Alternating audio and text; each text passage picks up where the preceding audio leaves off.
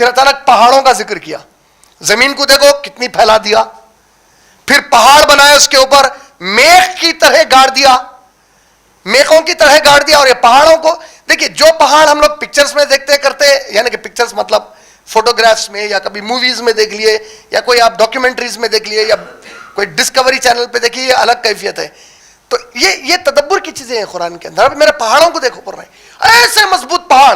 آپ دنیا کے ایک سب سے ٹاپ 1000, 10,000, 1 لاکھ, 1 ملین, 1 بلین سب سے طاقتور انسانوں کو لا کے پنچ مار کے پہاڑ کو توڑو, بولو توڑ سکتے؟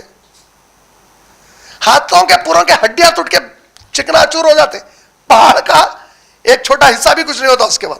یہ پہاڑوں کو دیکھو, یہ میری زمین کو دیکھو بول رہے اللہ تعالیٰ. وہ بڑی خبر سنا رہے, اس کے بارے میں سوال کرے ذرا, پہلے ان چیزوں کو تو دیکھو, بولو جو ان کے اطراف ان سے کئی گنا زیادہ طاقت والی اور ان سے کئی گنا زیادہ بڑی ہے.